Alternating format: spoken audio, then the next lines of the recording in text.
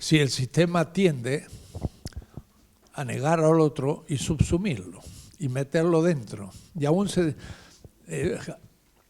Habermas tiene un texto que se llama La incorporación del otro.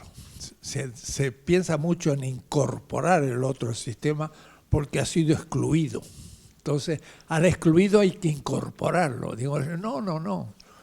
Al excluido hay que hacer un nuevo sistema donde yo sea el igual con el excluido.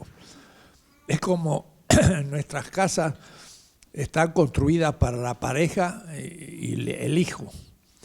Y ahora ni siquiera para el hijo, ya para el perro. Pero nunca se piensa en la tercera edad, que podría ocupar la tercera edad en lugar del hijo o la hija, y entonces habría que un poco diseñar de otra manera las casas, porque había un abuelo que dormía en la casa que el hijo le dijo vente porque no tienes dónde vivir, porque te han suprimido la pensión y todo, y dormía debajo de la mesa de la cocina. Eso es incorporar el otro. No hay lugar, te meto donde puedo. El asunto no es incorporar al excluido, es hacer una nueva casa. O sea, tendría que tener una pequeña habitación el viejo y no ir a un asilo, porque al fin y al cabo en todas las grandes culturas el viejo cumple una función y es la relación del abuelo y la abuela con los nietos, es la tradición, es un amor distinto y los niños, ¿cuánto les gusta a sus abuelos, no? El Messi siempre habla de su abuela. Pues es real, porque nos deben contar. Entonces, el respeto al otro supone el hacer un nuevo sistema donde sea el igual. Pero el sistema, como dominación, mete al otro en lo mismo. Y esa es la palabra que usa Levinas, le même y autrui. La negación de autrui, del otro, es meterlo en lo mismo, en la identidad del sistema, de la totalidad, como una diferencia interna, pero desde la identidad, no desde la analogía, donde queda siempre como externo y se va incorporando, pero no al sistema, sino a un nuevo sistema. Los medios de comunicación tienden a los mecanismos del mercado. Y el mercado para una mercancía debe crear necesidades universales para producir productos universales. Una de las cosas más difíciles de universalizar es, por ejemplo, la comida. Pues la comida supone muchos condimentos y participación. Y entonces, ¿cómo hacer de la comida un bien universalizable del mercado capitalista? Y esos son los McDonald's y esta gente que empieza a producir un mismo tipo de producto y con la propaganda ya uno va deseando ese producto. Y Marx lo dice, pero de una manera extraordinaria, la definición de publicidad y de la dominación de los medios de comunicación sobre el mercado. Dice, el consumo, primero, al principio de los Grundrisse muestra la dialéctica de producción, distribución y consumo, y empieza a comparar uno con otro. Dice, la producción produce el consumo, porque produce el producto para ser consumido. Pero también el consumo produce la producción, porque produce la tendencia imaginaria interna del bien futuro o de la mercancía futura.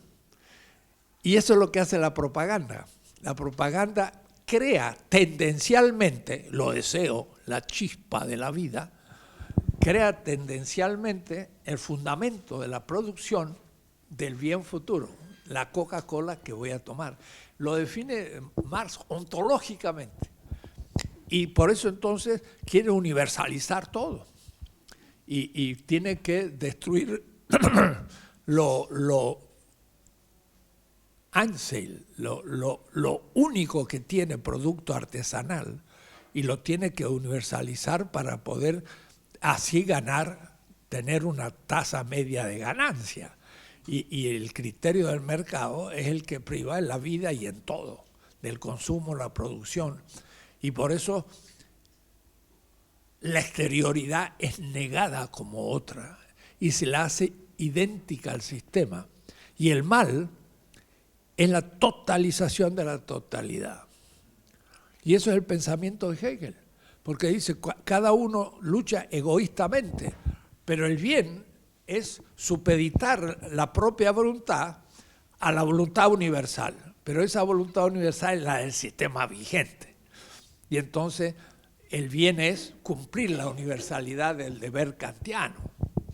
Y en cambio, el bien realmente es el responder a una exigencia e interpelación única.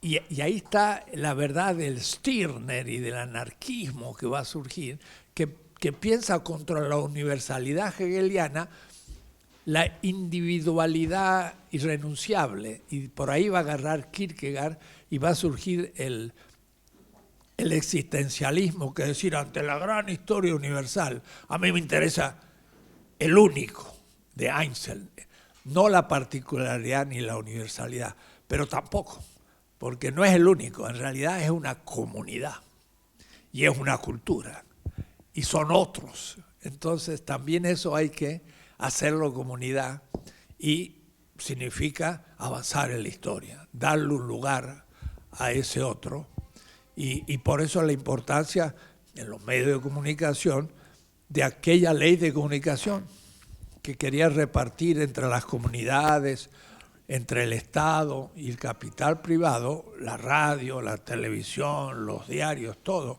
no se logró. Supone el poder que tenían, pero al mismo tiempo un fracaso infinito, porque se veía que ahí estaba el problema fundamental en este momento.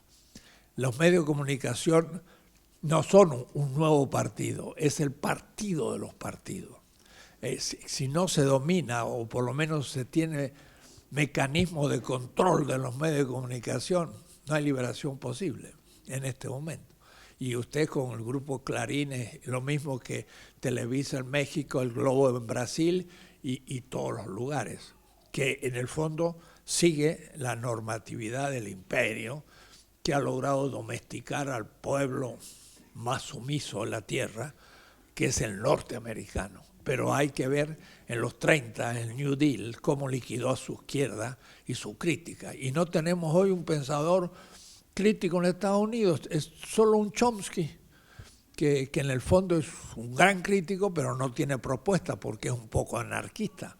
No tenemos pensadores críticos. Europa por lo menos tiene pensadores críticos, le queda algo de su historia. Estados Unidos está domesticado de una manera feroz. Y miren lo que está pasando ahora en la elección. Si tenemos un Trump y dice Henry Moore, el cineasta, es el que va a ser elegido.